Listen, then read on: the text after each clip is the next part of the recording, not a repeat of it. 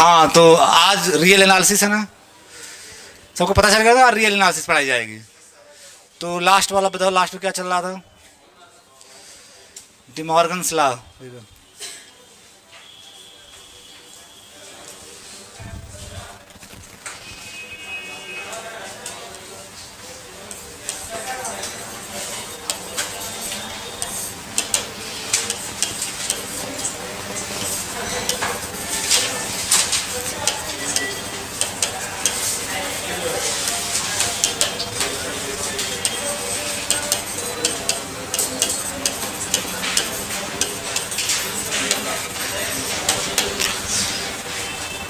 जो लोग नए हैं उनको आज पूरा समझ में आएगा, इसकी गारंटी मेरी है। ये मत सोचिए कि पीछे क्लास नहीं किए हैं, जिस दिन आओगे उस दिन पूरा समझ में आएगा। बस ये है कि जल्दी से पीछे वाला लोगों से लेकर के नोट कर लो, ठीक है? तो let A B and C be sets, A B C 3 sets हैं। देन फर्स्ट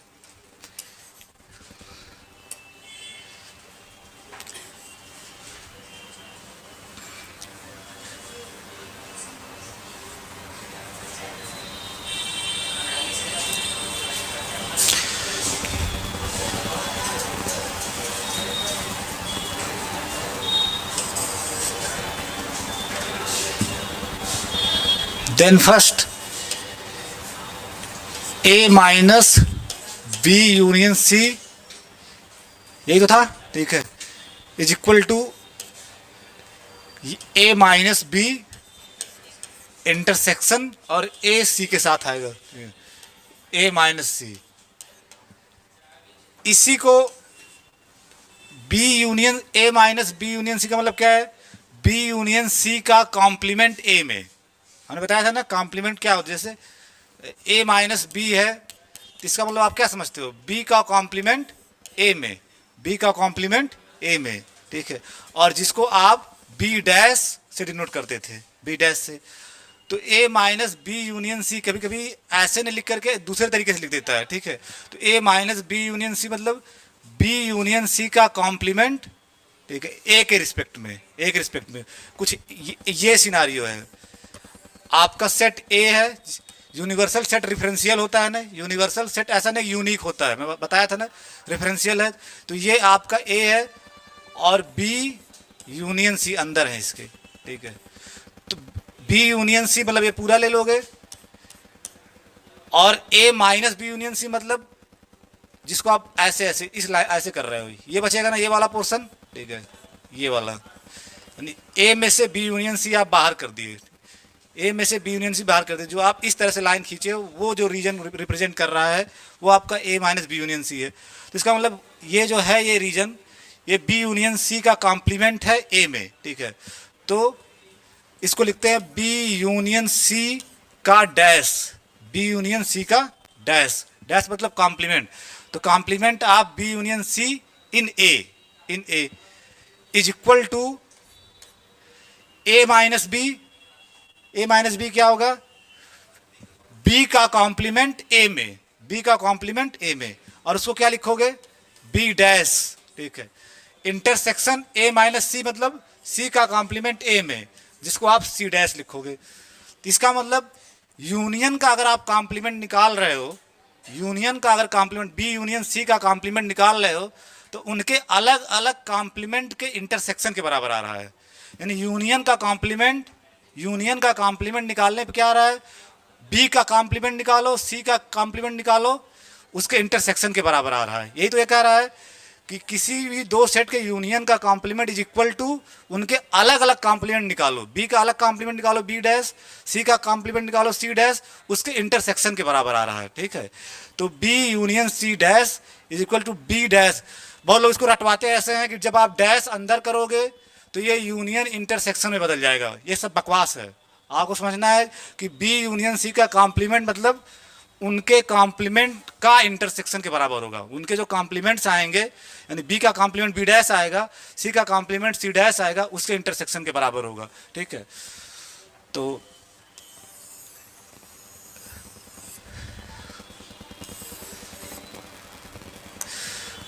दूसरा स्टेटमेंट क्या था इसी में? कि ए माइनस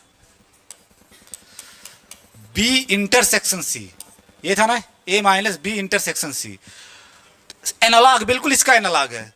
अब की बार यूनियन की जगह इंटरसेक्शन आ जाती है, किसके बराबर आएगा, जब आप माइनस को डिस्ट्रीब्यूट कराओगे तो ए माइनस बी और इंटरसेक्शन चेंज हो जाएगा किसमें, यूनियन में, यूनियन ए माइनस सी, ठीक है, ए माइनस सी।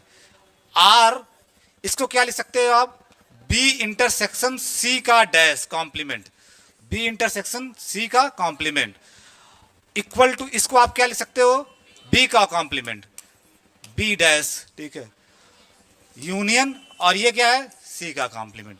तो ये क्या कह रहा है, दूसरा क्या कह रहा है कि अगर दो सेट के इंटरसेक्शन का कॉम्प्लीमेंट निकालोगे, दो सेट के इंटरसेक्शन का कॉम्प्लीमेंट निकालोगे तो उनके अलग अलग कॉम्प्लीमेंट के यूनियन के बराबर होगा, यूनियन के बराबर होगा। तो ये रिजल्ट बार बार यूज होगा आगे एनालिसिस में, ये बड़ा इंपॉर्टेंट रिजल्ट है, इस पे स्टार बना लो, ठीक है। De Morgan's law is very useful in further, ठीक है, ठीक। स्टेटमेंट सबको समझ में आ रहा है ना, ठीक है। तो जो लोग नए हो स्टेटमेंट लिख लें, जो पुराने उनके कॉपी में तो है ही, तो स्टेटमेंट लिख लो। लिखना भी रहता है, आप लोग मुझे देखते हो, ठीक है, मुझे देखना अच्छी बात है, ठीक है, लेकिन ये लिखना भी है, आज से ही लिखना। जो नए हैं आज से पढ़ना चालू कर दे, सब कुछ समझ में आएगा, ठीक है। ऐसा नहीं मेरे पीछे के लेक्चर छूट गए तो कोई दिक्कत होगी, पीछे वाला बस आप जल्दी से नोट कर लो क्योंकि एग्जाम में उसी में से आने वाला है, ठीक है।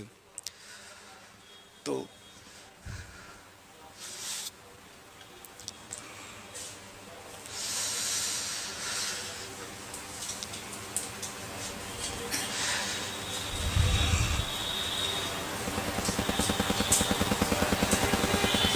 चेंज करें पेज, सब लोग लिख लिए, बैक मत करवाना, फिर से पेज वापस कीजिए, ठीक है।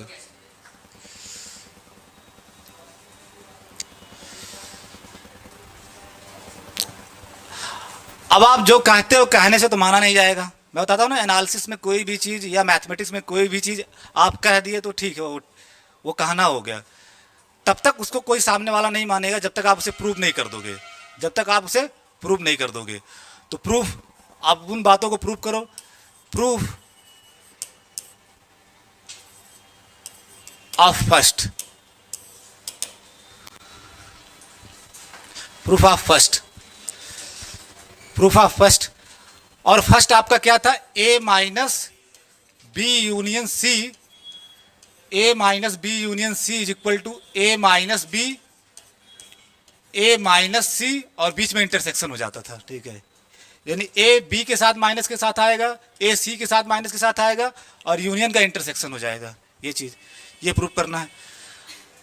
ओवरऑल अगर देखोगे ये दोनों सेट ही तो हैं, एक सेट ये है और एक सेट ये है, दो सेट को बराबर दिखाने का दो ही तरीका है इस यूनिवर्स में, और कोई तीसरा तरीका नहीं है, और दोनों तरीके आपके कॉपी में लिखवाए जा चुके हैं।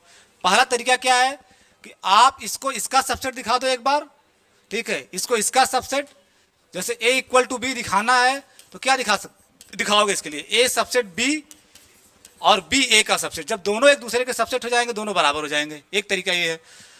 उससे थोड़ा सा आसानी से दूसरा तरीका कहता है कि अगर a बराबर b दिखाना है तो आप x में कोई आर्बिट्रेरी एलिमेंट लो और दिखा दो इफ एंड ओनली इफ वो b में भी चला जाए, b में भी चला जाए।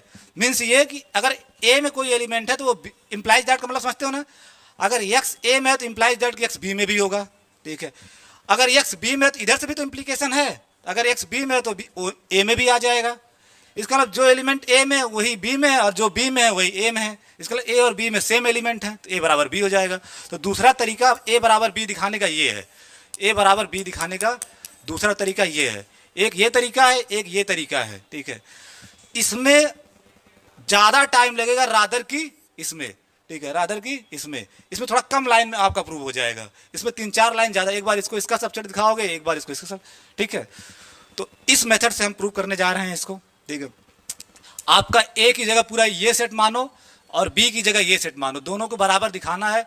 इसका मतलब आप एक्स यहाँ लो आर्बिट्रेरी और दिखा दो इफ एंड ओनली इफ वही एक्स इसमें भी चला आ रहा है, वही एक्स इसमें भी चला जा रहा है। जो ही ये होगा उसके बाद क्या कहोगे, दोनों सेट बराबर हो गए।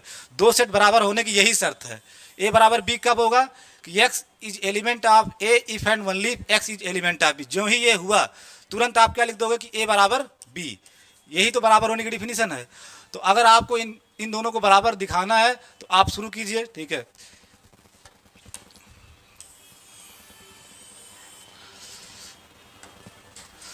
यहां देखना, जो भी आपके आगे वाले टीचर आएंगे उनको बार बार आप बताया कीजिए कि हर मिटाने से पहले उसको देखा करें, ठीक है।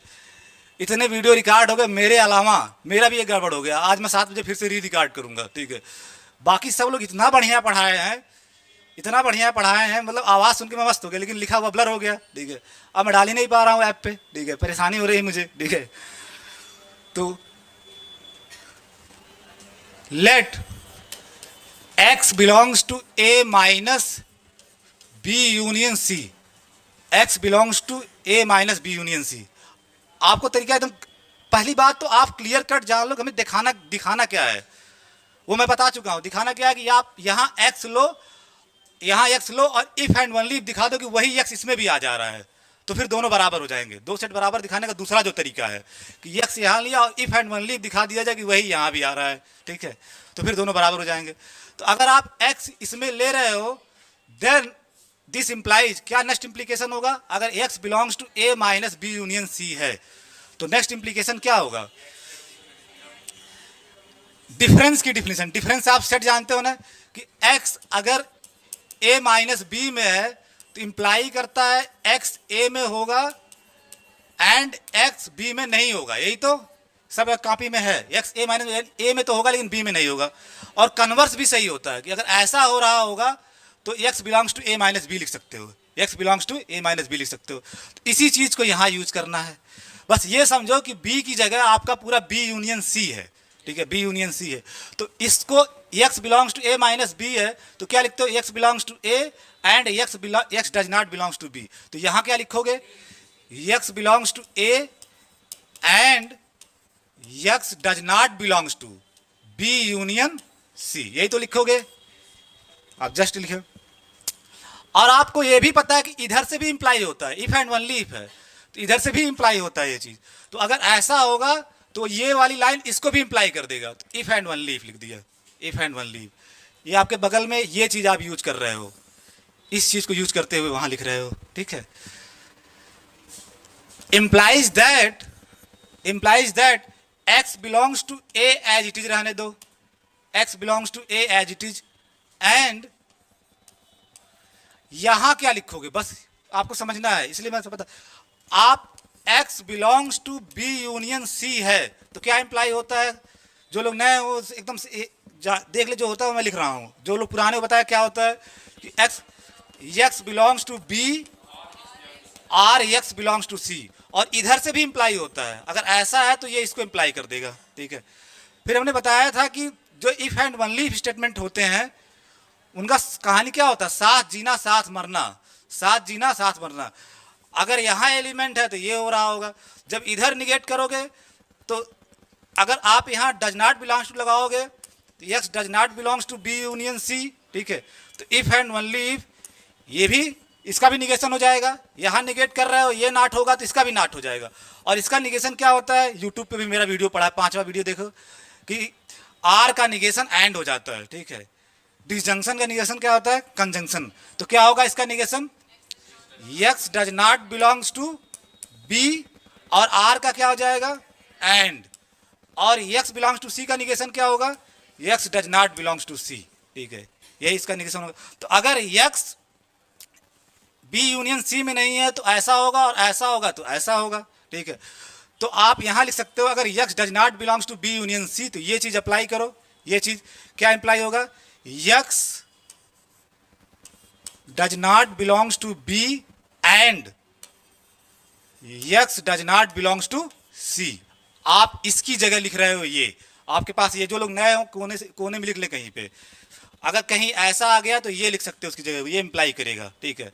तो आपके पास ये था x does not belongs to b union c, तो उसी की जगह अगली लाइन में क्या इंप्लाई हो जाएगा कि x does not belongs to b and x does not belongs to c। सीधे सीधे जो है वही अप्लाई कर रहे हो। साथ साथ आपको पता है कि अगर ऐसा हो रहा है तो इसको भी इंप्लाई कर देगा, अगर ऐसा हो रहा है तो इसको भी इंप्लाई कर देगा, इसका मतलब ये लाइन इसको भी इंप्लाई कर देगा। तो इधर से भी आप इंप्लीकेशन बना सकते हो, इधर से भी इंप्लीकेशन बना सकते हो, क्योंकि ये इसको भी इंप्लाई कर देगा, ये तो एज इट इज वही है, ठीक है, और ये वाली इसको भी इंप्लाई कर देगा। यहाँ से देखो, अगर ऐसा है तो आप ऐसा भी लिख सकते हो, तो ये लाइन इसको भी इंप्लाई कर देगा, तो इफ एंड वन लीव लिख सकते हो, ठीक है, इफ एंड वन लीव हो गया, ठीक।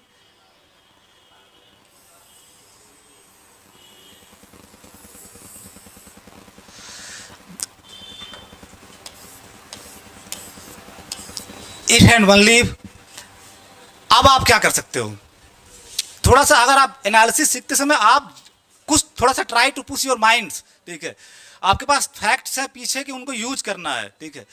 इसके बाद आप क्या यूज कर सकते हो, X belongs to A and X does not belongs to B, bracket के अंदर है, and X does not belongs to C, ठीक है। ये एक स्टेटमेंट समझो पी, लॉजिक में पढ़ाया गया ये स्टेटमेंट पी, और ये स्टेटमेंट आपका क्यू समझो, और इसको थोड़ी देर के लिए आर समझो, ठीक है। ये आपका स्टेटमेंट पी है, कलर चेंज करके मैं थोड़ा लिख दे रहा हूं, ठीक है।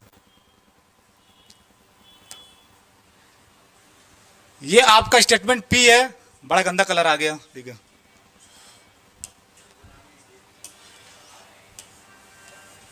पी, ठीक है, ये पी है, ये स्टेटमेंट ही तो है पी, और इसको थोड़ी देर के लिए क्यू मानो, और ये स्टेटमेंट आपका आर है, ठीक है।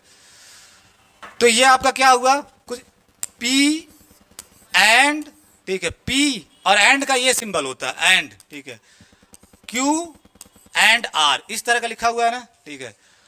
आपको लॉजिक में करने के लिए दिया गया था, आप शायद करे ना होंगे, लेकिन जान लीजिए कि इफ एंड वन लीव ये डिस्ट्रीब्यूट हो जाएगा एंड के ऊपर ही, पी एंड क्यू, यानी पी को दोनों के साथ ले जा सकते हो, P and Q and P and R is a tautology, is a tautology, is a tautology. घर पे आप वेरीफाई करना है, क्योंकि ये टाटोलॉजी है, ये टाटोलॉजी है, ठीक है। और अगर ये टाटोलॉजी है तो इसका मतलब टाटोलॉजी किसे बोलते हैं, जिसकी ट्रुथ वैल्यू हमेशा टी हो, जो हमेशा क्या हो, सत्य हो। तो इसका मतलब ये चीज सत्य है। सत्य होने का मतलब क्या है कि कहीं अगर ऐसा लिखा हुआ है तो वो इसको इंप्लाई कर देगा, और अगर ऐसा लिखा हुआ है तो इसको इंप्लाई कर देगा, ठीक है। अगर ऐसा लिखा हुआ है तो इसको इंप्लाई कर देगा, और कहीं ऐसा है तो इसको इंप्लाई कर देगा। तो अभी आपका क्या है, ये वाला साइड है, ये लिखा हुआ है ना P and Q and R, तो क्या इंप्लाई कर देगा, P and Q and P and R, यही तो ये वाला लिखा हुआ है ना P and Q and R bracket में। अब ये डिस्ट्रीब्यूट हो जाएगा एंड उसके ऊपर, इसको लिख सकते हो आप X belongs to A and X does not belongs to B, यानी and X belongs to A, and के साथ एक बार इसके साथ आएगा, एक बार इसके साथ आ गया, और यहां एंड ही है तो बीच में एंड, ठीक है, और एक बार यही चीज इसके साथ आएगी, and X belongs to A and X does not belongs to C, X does not belongs to C। देखो यही चीज मैं अप्लाई कर रहा हूं, ऐसा था तो एक बार P को Q के साथ लिख लिया, और एक बार P को R के साथ लिख लिया, वही तो वहां किया जा रहा है, ठीक है, वही वहां किया जा रहा है, ठीक है। P एंड Q, और ये आपका क्या है P एंड R, तो P and Q, P and R, और बीच में एंड का सिंबल है ये है, ठीक है, तो ये इंप्लाई कर देगा। और इफ एंड वन लीफ होता, ये वाला इसको भी इंप्लाई कर देगा, ये वाला इसको भी इंप्लाई कर देगा, ठीक है। ये अगर ऐसा है तो ये भी लिख सकते हो, ये भी इंप्लाई कर दिया, इसलिए इफ एंड वन लीफ लगा दिया गया। तो इस लाइन से इस लाइन के बीच में जो इफ एंड वन लीफ लिखा गया है उसका रीजन जरूर आपको एग्जाम में लिखना है। रीजन क्या है, एज, एज मतलब क्योंकि, यही लिख देना, यही साफ साफ कि P and Q and R if and one leaf, if and one leaf, P and Q and R if and one leaf. एक बार P को Q के साथ लिखो, P एंड Q, एंड एक बार P को R के साथ, P and R is a tautology, is a tautology. एकदम वैसे ही लिखना जैसे मैं लिखता हूं। अभी आप नए नए हो, अपना ज्यादा दिमाग लगाना नहीं है, एनालिसिस में नहीं सही सही लिखोगे नंबर एग्जाम में मिलता नहीं है, ठीक है। तो इस लाइन से इस लाइन में आने का ये रीजन है, ठीक है। यही चीज तो अप्लाई हो रही है, देखो साफ साफ यही चीज वहां अप्लाई हो रही है, तो उसको लिखा, क्योंकि P and Q and R if and only if, P and Q and P and R is a tautology. Tautology means हमेशा ये सही बात है, मीन्स ये इसको इंप्लाई कर देगा और ये इसको इंप्लाई कर देगा। तो ये वाला ये पोर्शन ये वाला था तो इसको इम्प्लाई कर दिया, और ये पोर्शन ये वाला है तो इसको इम्प्लाई कर दिया। इसलिए दोनों तरफ से इम्प्लीकेशन लगा दिए हो कि ये वाला इसको इम्प्लाई कर दे रहा है और ये वाला इसको इम्प्लाई कर दिया, इधर से भी इम्प्लीकेशन लगा दिया। इफ एंड ओनली, ठीक बात, ठीक है, यहाँ तक सही है ना। ये लाइन अगर कोई एग्जाम में नहीं लिखा, मान के चलो वो 0 नंबर पाएगा। आधे लोग डायरेक्ट करते करते चले जाते और ये लिखते ही नहीं है। यही मेन है कि इस वजह से आप इस लाइन के बाद ये लाइन लिख पा रहे हो, इफ एंड ओनली, ठीक है। ओके, ये सब लिख लिए सब। ये भी कारण में लिखते चलना, ये प्रूफ का पार्ट है, ठीक है। ये मैं जो लाइन खींच रहा हूँ इधर सब प्रूफ का पार्ट चल रहा है। ये जो मैं यूज कर रहा हूँ मैं आपको समझाते जा रहा हूँ क्या क्या मैं यूज कर रहा हूँ, तो किनारे आप वो भी लिखते चलिएगा, ठीक है। ओके, तो यहां तक पहुंच गए। अब बताओ नेक्स्ट लाइन क्या होगा, इफ एंड ओनली इफ। अगर x a में है और x b में नहीं है, इसका मतलब x कहां होगा फिर? नहीं, यही तो नहीं समझ पा रहे हो। पहले एक लाइन, पहली लाइन बोले, जल्दीबाजी मत करो। देखो तुम लोगों का दिमाग बहुत तेज चलने लगा है। अगर x a में है और x b में, इसका मतलब x कहां होगा? a माइनस b में, x a माइनस b में होगा। एंड x a में है, ये ब्रैकेट हट गया, x a में है और x c में नहीं, इसका मतलब x कहां होगा? a माइनस c में। तो अगले इसके नीचे लिखना, जस्ट इसके नीचे मैं पेज चेंज कर रहा हूं, आप लिखेगा if and only if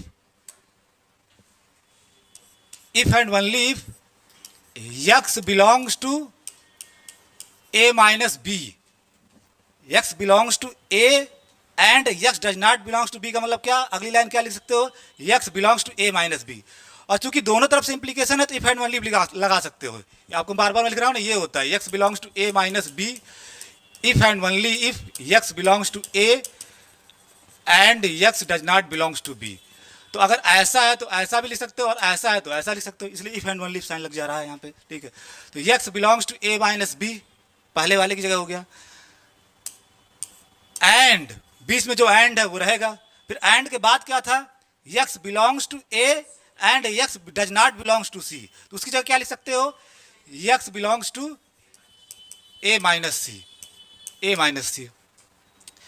if and only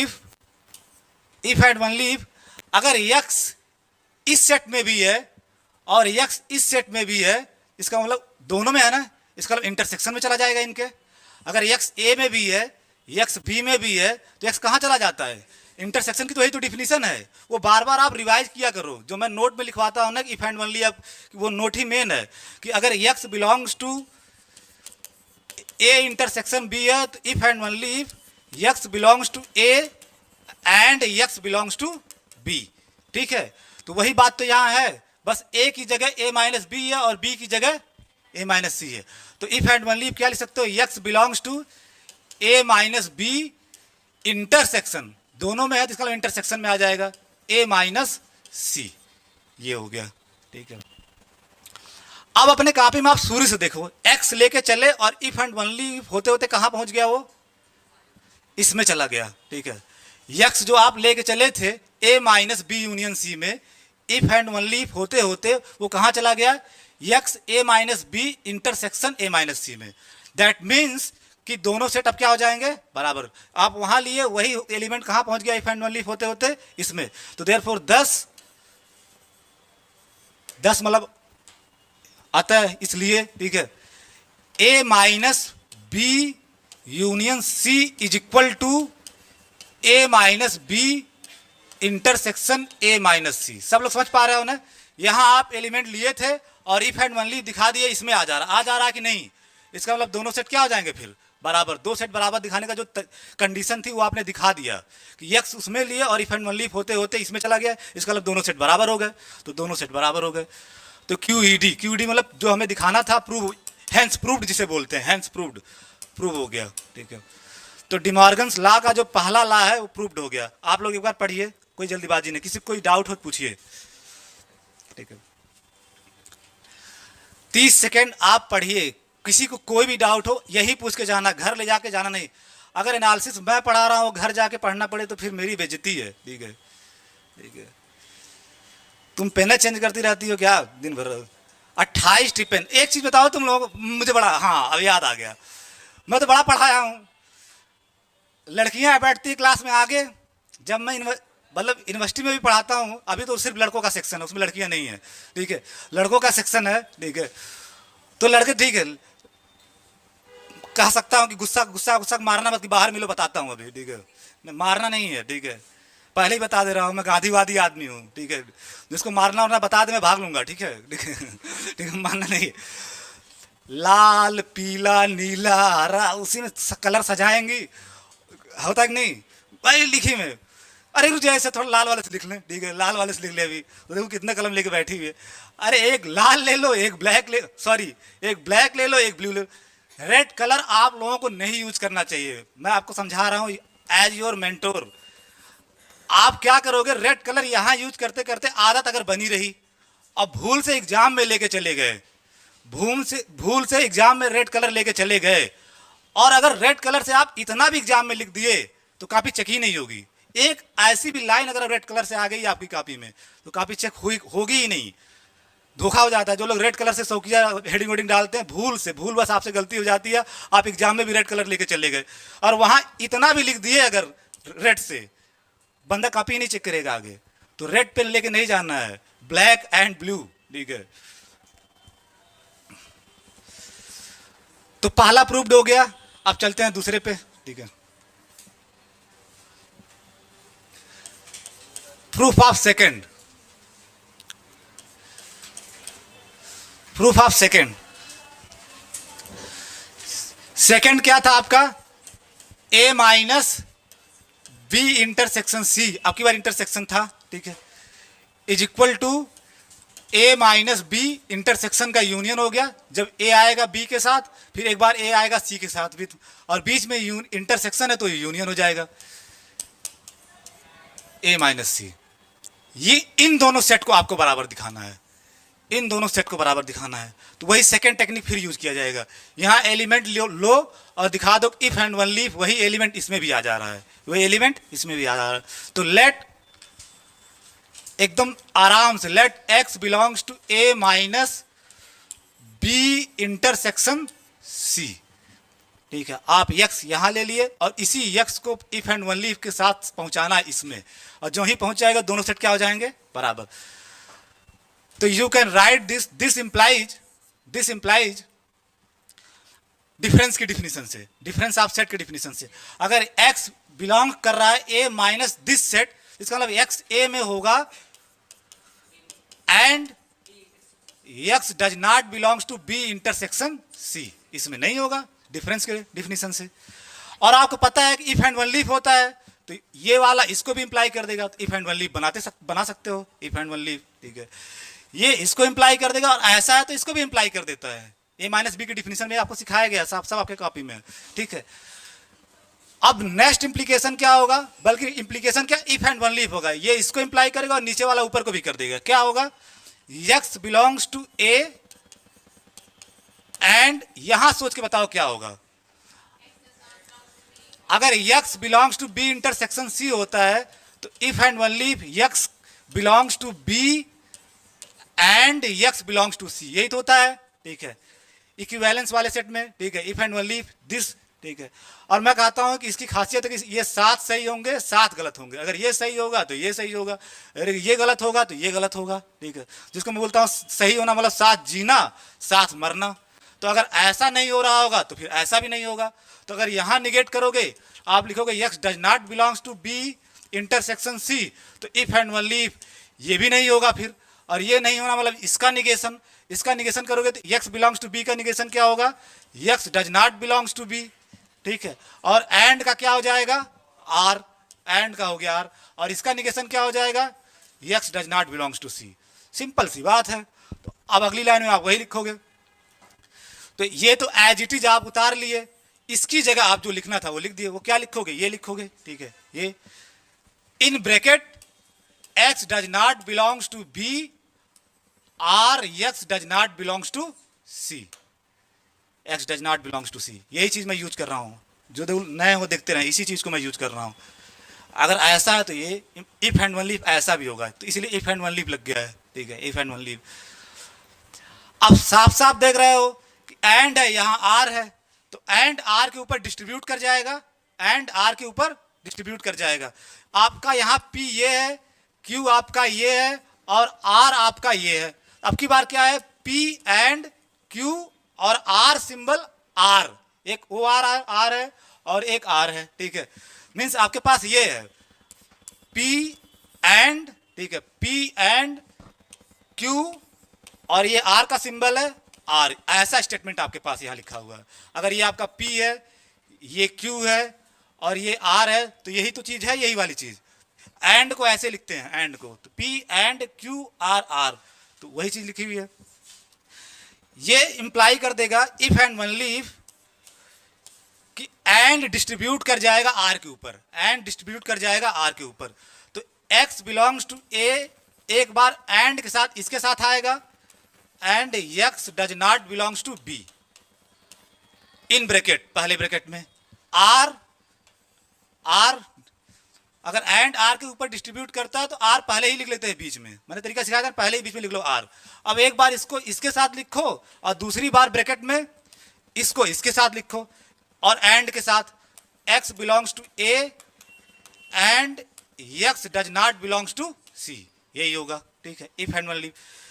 इसके बाद जो रीजन लिखना, वो रीजन जरूर लिखना होगा आपको एग्जाम में। क्या रीजन होगा, क्या रीजन होगा, यही तो बात मेन वही लाइन है। इस लाइन से इफ एंड ओनली जो ये लिख रहे हो तो उसमें ये वाली बात यूज होगी, ठीक है, कि P and Q R if and only if P and Q R P and R is a tautology, is a टाटोलॉजी।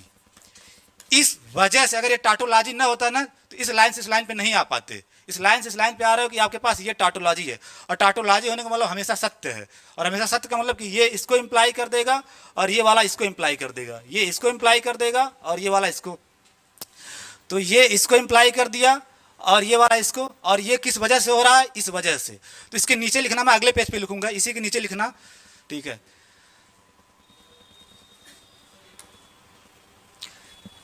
Because या एज, जो भी आपका मन हो, एज मतलब क्योंकि, बिकाज मतलब क्योंकि, बट सिंस मत लिखना। सिंस क्योंकि, सिंस मतलब भी क्योंकि होता है, लेकिन जब क्योंकि से आपको सेंटेंस का स्टार्टिंग करना होता है तब सिंस लिखते हैं। बहुत लोग सिंस, बिकाज और बिकाज, एज, फार के यूज में अंदर देखो, इतनी बातें क्योंकि के लिए यूज होता है।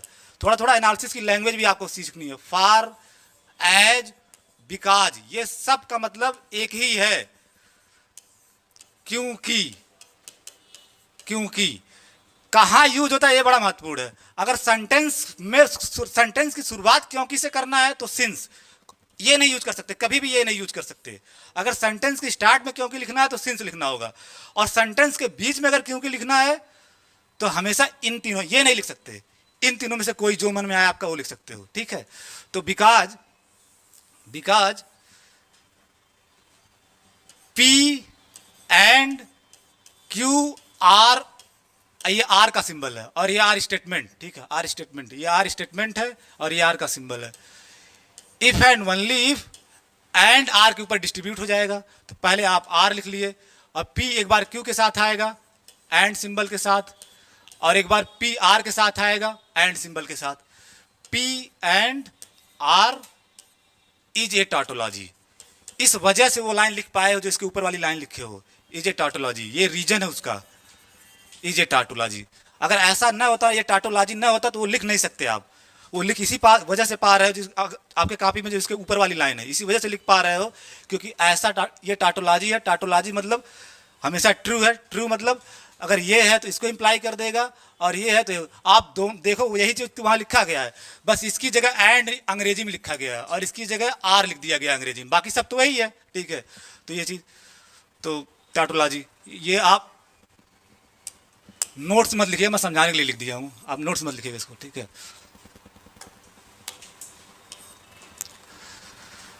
तो अब उसके बाद नेक्स्ट इफ एंड ओनली, उसके बाद नीचे इफ एंड ओनली क्या लिख सकते हो, x a में है और x b में नहीं है, इसका मतलब x belongs to a minus B, x belongs to a minus B, और जो बीच में क्या था उसको वैसे रहने दो r। फिर उसके बाद क्या था, x belongs to a and x does not belongs to c, इसकी जगह क्या लिख सकते हो, x belongs to a minus c। If and only अगली लाइन क्या लिख सकते हो, अगर x इसमें है आर x इसमें है तो इसके यूनियन में चला जाएगा, इसके यूनियन में चला जाएगा। ये तो डिफिनीशन है यूनियन की, x belongs to A union B if and only if x belongs to A or x belongs to B. तो यही चीज तो यहाँ है, यही चीज तो है आर के साथ x belongs to this or x belongs to this. तो इफ एंड ओनली क्या लिख सकते हो, x बिलोंग्स टू इन दोनों के यूनियन में चला जाएगा, इन दोनों के यूनियन में। a minus B union a minus C, a minus C, ठीक है, a माइनस सी 10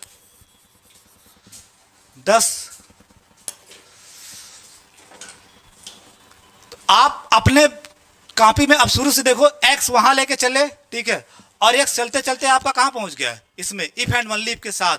देयरफॉर 10 आपका a माइनस, दोनों सेट बराबर हो जाएंगे, दोनों सेट बराबर होने का यही तो क्राइटेरिया है कि x वहां लेके चलो और इफ एंड ओनली इफ यहां आ गया। इसका मतलब a minus B intersection c बराबर हो गया a minus B union a minus C. समझ पा रहे हो ना क्यों बराबर लिख पा रहे हो, क्योंकि वहां एलिमेंट लिए और इफ एंड ओनली इफ होते होते इसमें एलिमेंट चला है, इधर दोनों सेट फिर क्या हो जाएंगे बराबर।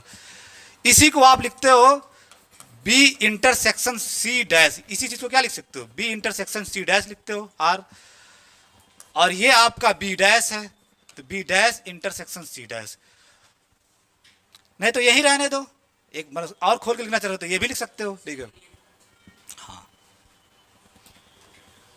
ये सब ठीक है।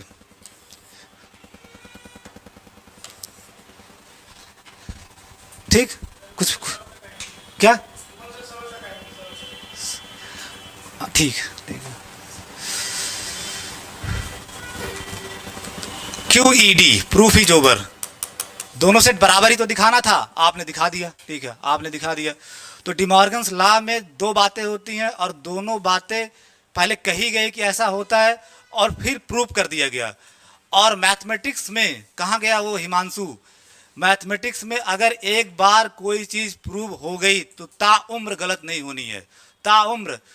हम मर जाएंगे, हमारे बच्चे मर जाएंगे, उनके बच्चे मर जाएंगे, पूरी ब्रह्मांड खत्म हो जाए तब भी ये जिंदा रहेगा, ठीक है। एक बार अगर प्रूफ हो गया तो कभी गलत नहीं हो सकता, ठीक है। आप लोग जिस चीज़ का प्रूफ हो जाए अपना समय मत बर्बाद कीजिए उसके काउंटर एग्जाम्पल खोजने में, मैं सलाह दे रहा हूँ। आप वेस्टेज आप टाइम करोगे, पता चला 10 दिन आप उसको गलत करने में लगे हुए हो, वो प्रूव हो चुकी है बात। तो एक बार अगर कोई चीज़ प्रूव हो गई मैथमेटिक्स में तो वो कभी गलत नहीं हो जाएगी, चाहे हम लोग यहाँ दुनिया छोड़ के चले जाएं।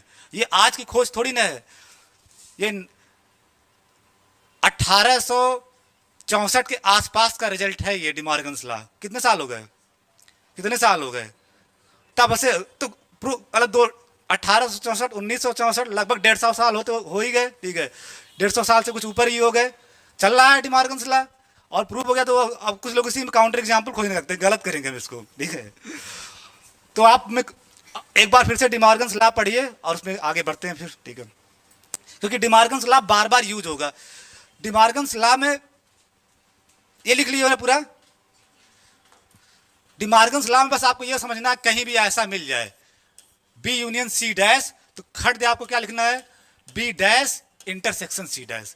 और अगर कहीं बी इंटरसेक्शन सी डैश मिल गया आपको आगे जब यूज करोगे तुरंत क्या लिखना है, B dash union C dash. जब ये डैश अंदर आएगा तो ये यूनियन हो जाएगा, ठीक है। ऐसा आपको सिखाया जाता है, मतलब आप कैसे हुआ आप प्रूव कर लिए, ठीक है।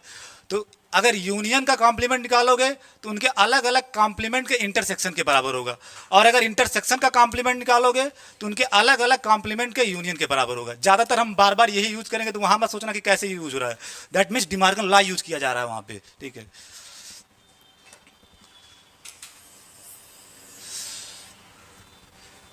तो अब नेक्स्ट आर्टिकल लिखो power set.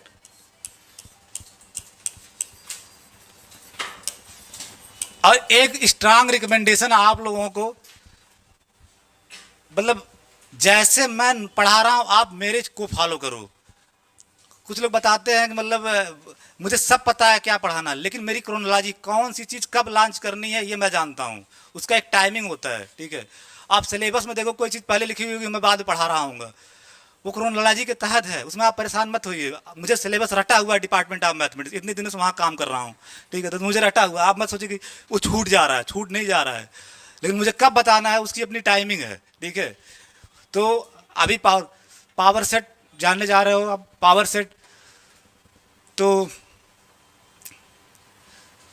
Let A be a set,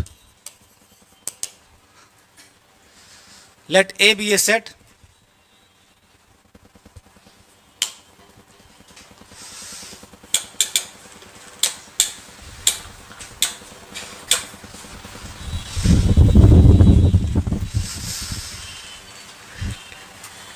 A एक सेट है, ठीक है। द पावर सेट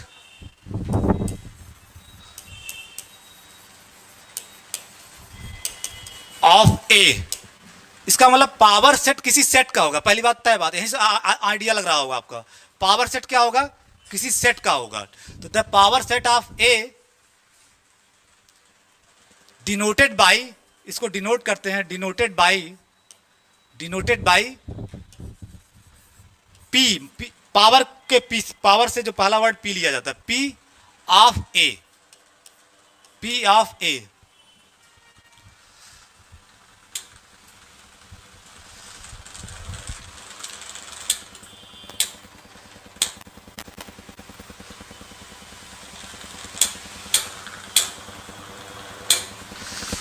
जितना ये चलता है ना उतना ये आवाज करता है, ठीक है। जितना चलता है उतना ये आवाज करता है, ठीक है। तो the power set of A denoted by P A, ठीक है। और ये कैसे डिफाइन किया जाएगा?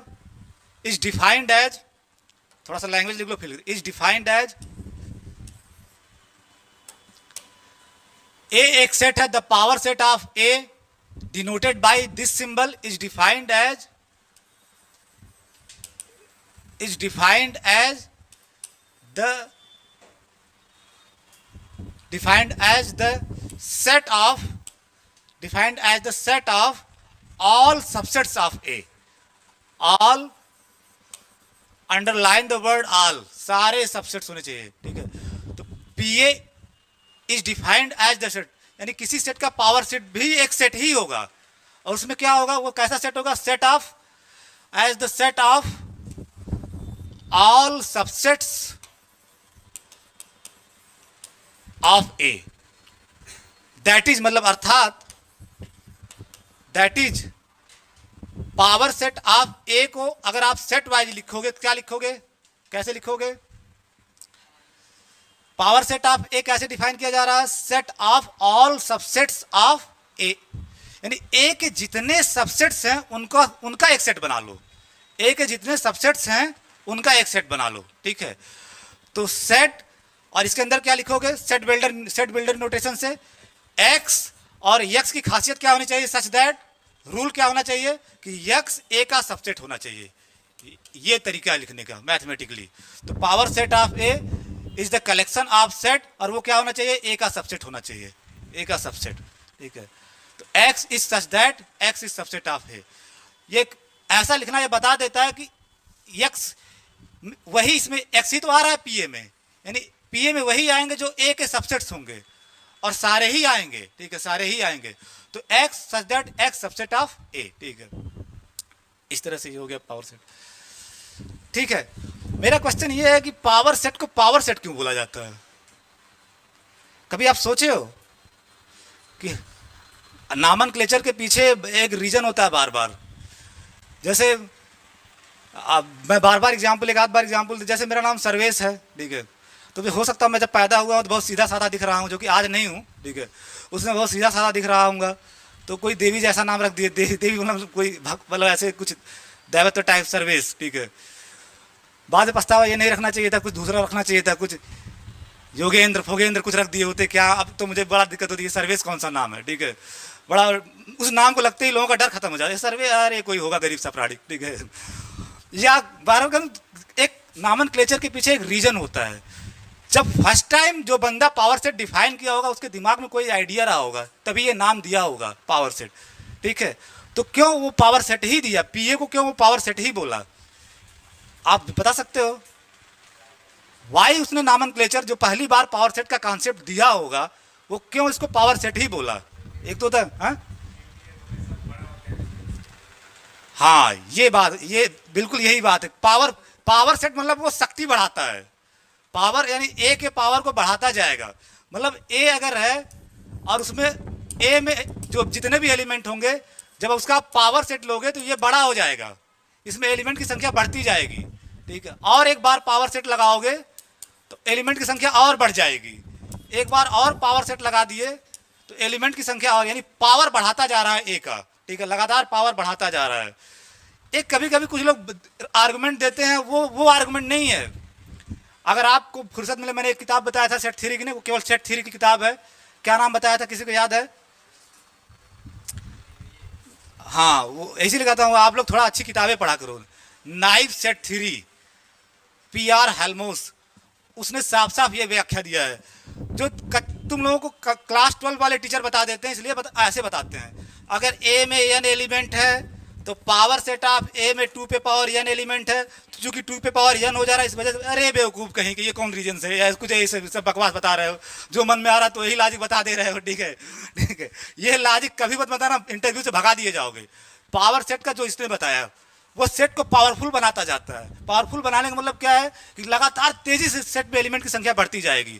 अगर ए में जितने एलिमेंट होंगे, पावर सेट ऑफ ए में एलिमेंट की संख्या, उसकी पावर बढ़ जाएगी। और किसी सेट का पावर मतलब क्या, किसी सेट की स्ट्रेंथ नापना है, पावर नापना है, तो आप क्या नापोगे, उसमें एलिमेंट की संख्या ही ना, उसमें एलिमेंट की संख्या ही तो उसका पावर बताएगी। तो पावर सेट क्या करता है, किसी सेट की पावर को बढ़ाता है, यानी एलिमेंट की संख्या को बढ़ाता है। आज के बाद कोई पूछेगा why we call power set, तो आप जवाब दे लोगे, ठीक है, ओके, ठीक है। तो डिफिनीशन हो गया। अब नेक्स्ट पेज पे आओ, देखो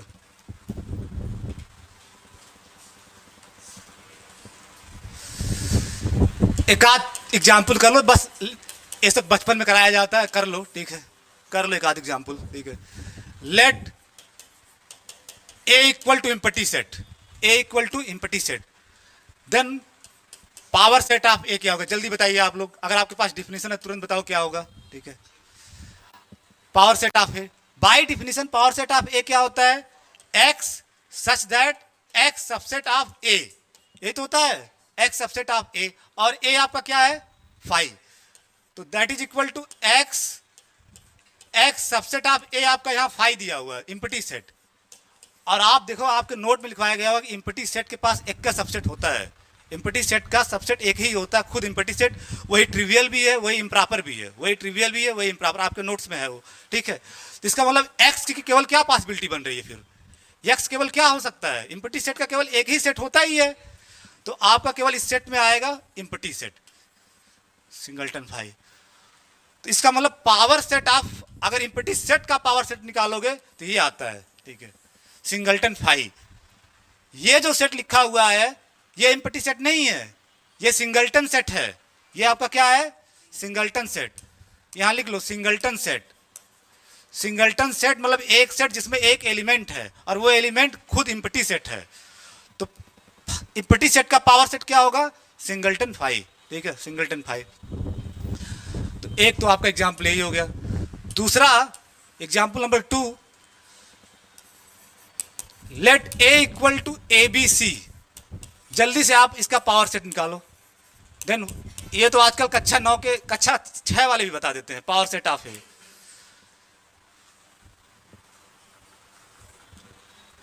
ए आपका दिया गया है, पावर सेट हमेशा किसी न किसी सेट का होगा, ये पहली बात, डिफिनेशन की पहली शर्त है, पावर सेट किसी न किसी सेट का। तो एक सेट ए दिया गया जिसमें 3 एलिमेंट हैं, ए बी सी। अब आपको उसका पावर सेट बताना क्या आएगा, और पावर सेट में क्या आता है, फिर वही डिफिनेशन कि X such that X subset of A, यानी ए के जितने भी सबसेट्स होंगे वो इसमें आएंगे, ए के जितने सबसेट्स होंगे वो इसमें आएंगे। तो क्या क्या सबसेट्स होंगे भाई, 2 सबसेट्स तो हमेशा होंगे, ठीक है, एक एम्प्टी सेट, एक ये खुद, एक ये खुद। उसके अलावा क्या क्या सेट आएंगे, तो पहले एम्प्टी सेट लिख लिया जाए 5, एक सबसेट यही होता है, ए का एक सबसेट ये खुद होगा, एम्प्टी सेट हर सेट का सबसेट होता है, तो ये भी ए का सबसेट होगा, तो ये इसमें आएगा, जो भी ए का सबसेट होगा वो यहाँ आएगा, वो यहाँ आएगा, ठीक है, तय बात। दूसरा सबसेट क्या होगा, दूसरा एक एक एलिमेंट से बनाओ सबसेट, एक एक एलिमेंट से। सिंगलटन ए भी तो इसका सबसेट है, सिंगलटन ए भी इसका सबसेट है कि नहीं, इसमें जो एलिमेंट है यहाँ भी है, तो ए इसका सबसेट है सिंगलटन ए, सिंगलटन बी, सिंगलटन सी, ये तीनों भी इसके सबसेट हैं ए के। फिर 2-2 एलिमेंट का सेट बनाओ, 2-2 एलिमेंट का सबसेट, वो क्या आएगा बताओ, 3 एलिमेंट है और 2-2 के कितने सबसेट्स बनेंगे? आपको बताओ, सेट में ए बी बराबर बी ए, सेट में आर्डर का कोई मतलब नहीं होता है, इसलिए परमुटेशन नहीं लगाना है, कॉम्बिनेशन यूज करना है। 3C2, 3C2 मतलब समझ रहे हो, 3C1 यानी 3 बनेंगे। क्या क्या होगा? ए बी, ए सी और बी सी। इसके अलावा बताओ कोई बनेगा? और यही 3 बनेंगे, ठीक है। तो एक इम्पटी हो गया, एक एलिमेंट वाला, और एक खुद पूरा आ जाएगा, खुद पूरा ए बी सी, ठीक है, ए बी सी खुद पूरा। तो ये इस सेट का पावर सेट है, यानी ए का पावर सेट ये है, ठीक है, ठीक है, ए का पावर सेट ये है। अब ज्यादा एग्जाम्पल नहीं करना है, आपके काम भर की चीज होगी, पावर सेट निकालना आप जान गए। मैंने ये बहुत ज्यादा कभी कभी इंटरव्यू में पूछा है, तो आप ये जान लीजिए। तो 2 एग्जाम्पल काफी, कोई देगा 2 एलिमेंट आप निकाल लोगे क्या पावर सेट होगा, 4 एलिमेंट आप निकाल क्या होगा पावर सेट, ठीक है। अब आओ नेक्स्ट पेज, ये लिख लिया आप लोग, ठीक है। अगर लिख लियो तो आगे बढ़ा जाए, आप परमिट करेंगे तभी आगे जाएंगे हम, ठीक है, बढ़ा जाए, ठीक है। अब कुछ रिजल्ट्स लिखो, रिजल्ट्स। एग्जाम्पल बहुत ज्यादा, ये सब बचपन की चीजें हैं, 1-2 एग्जाम्पल काफी है पावर सेट का, आप हजारों ऐसे पावर सेट के एग्जाम्पल बना सकते हो, ठीक है। रिजल्ट्स, पहला रिजल्ट ये है कि अगर ए बी का सबसेट है, ए बी का सबसेट है, ए बी का सबसेट है, तो दोनों के पावर सेट में भी सबसेट का रिलेशन होगा। पावर सेट ऑफ ए जो होगा वो सबसेट होगा पावर सेट ऑफ बी का, क्योंकि ये खुद एक सेट होता है ना, ये भी एक सेट होता है, तो ये दोनों के सबसेट। इसको बोलते हैं कि, इसको बोला जाता है कि पावर सेट सबसेट को प्रिजर्व करता है। अगर ए बी का सबसेट है तो इंप्लाई करेगा, पी लगा दोगे, यानी पावर सेट ऑफ ए भी पावर सेट ऑफ बी का सबसेट होगा, ठीक है। अगर ए बी का सबसेट है तो power set of A power set B का सबसेट होगा। सिंपल सा रिजल्ट।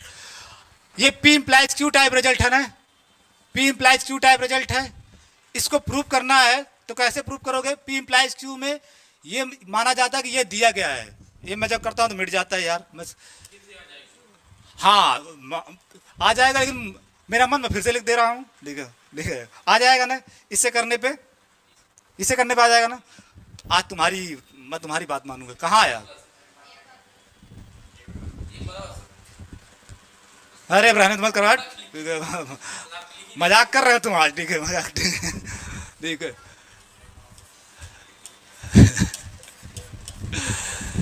ये था, ठीक है। तो P इंप्लाइज Q मतलब इंप्लीकेशन स्टेटमेंट है, और इंप्लीकेशन स्टेटमेंट के प्रूफ का तरीका, प्रूव इन मैथमेटिक्स मेरा 10वां लेक्चर, ठीक है, उसमें साफ साफ लिखाया गया है कि इंप्लीकेशन स्टेटमेंट के प्रूफ करने के 3 तरीके हैं। एक डायरेक्ट मेथड और इनडायरेक्ट मेथड में 2 तरीके, proof by contrapositive, proof by contradiction. तो यहाँ सीधे आप डायरेक्ट मेथड से प्रूफ करोगे। डायरेक्ट मेथड में क्या होता है कि आप इसको मान के चलोगे और इसको प्रूफ कर दोगे, इसको मान को चलोगे और इसको दिखा दोगे, ठीक है। भाई गिराया उराया मत करो, मैं कह रहा हूँ पेशेंट हूं मैं, ठीक है, बार बार गिराती है लड़की, ठीक है, अचानक गिराते हो झटका सा लगता है, ठीक है, झटका सा लगता है, या बता के बताओ गिराने वाले हैं सर, ठीक है, हम भी तैयार हो जाए, अच्छा हाँ गिराओ। ऐसे बगल में थे, पटाखा फोड़ रहे हैं सब, अब वो दिक्कत हो जा रही है, ठीक है, ये सबसे टाभी, ठीक है।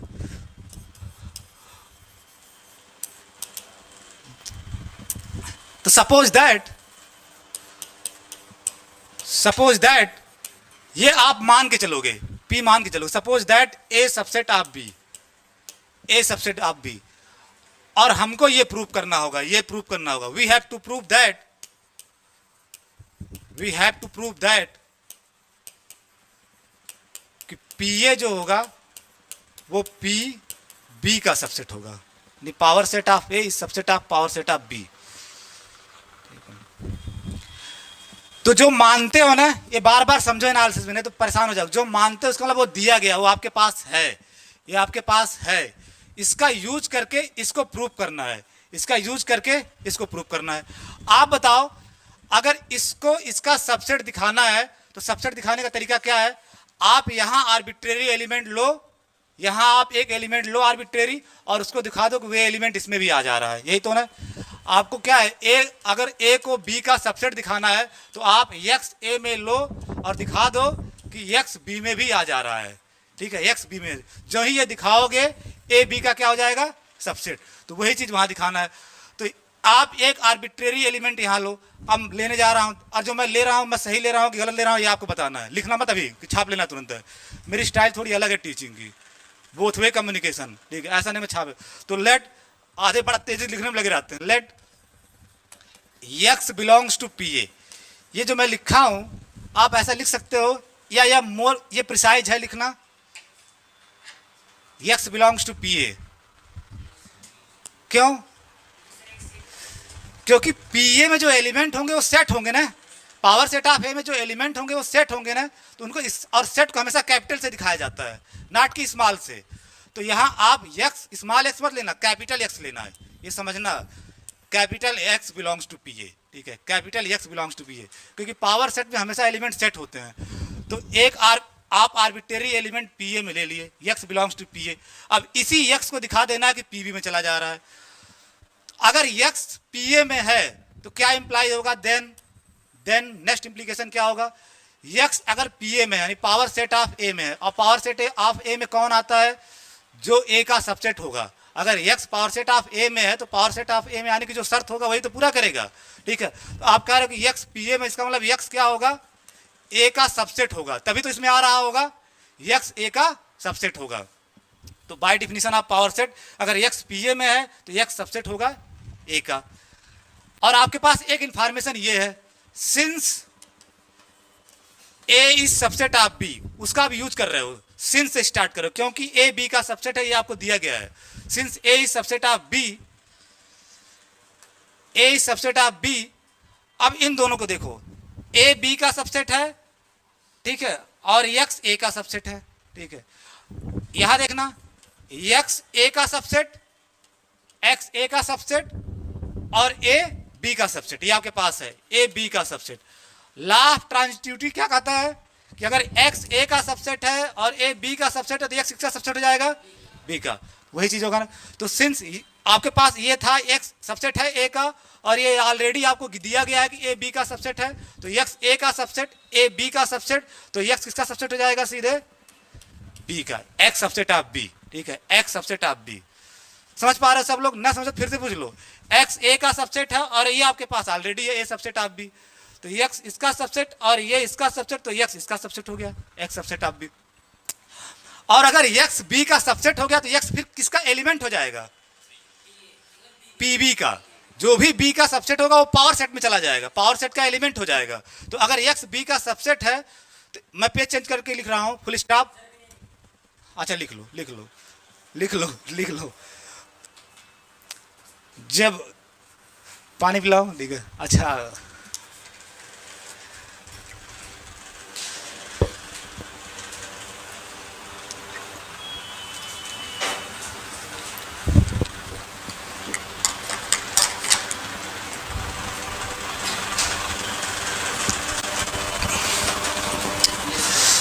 हो गया सबका ना, ठीक है। एक्स ए का सबसेट था, ए बी का सबसेट था, तो एक्स बी का भी सबसेट हो गया। और अगर एक्स बी का सबसेट हो गया, इसका मतलब एक्स कहाँ चला जाएगा, किसका एलिमेंट हो जाएगा, पावर सेट। तो इंप्लाइज दैट, उसके बाद नेक्स्ट पेज पे लिखो, implies that x belongs to power set of B. अब आप देखो ध्यान से, एक्स आप कहाँ लेके चले थे, पीए में, एक्स आप पीए में लेके चले थे ना, लेट एक्स बिलोंग्स टू पीए लिखे थे ना, एक्स पीए में लेके चले थे, और वो एक्स कहाँ पहुंच गया, पीवी में। और यही तो सबसेट की कंडीशन है कि उसमें एलिमेंट लो और दिखा दो कि वो पीवी में चला गया। हेंस या 10 मतलब लास्ट लाइन हमेशा 10 लिखते आता है के लिए, 10 पीए इज सबसेट ऑफ पीवी, क्योंकि आप यहां एक्स लिए थे वही एक्स इसमें आ गया, जो ही यही तरीका है। तो पीए सबसेट ऑफ पीवी, तो प्रूव्ड, क्यूईडी।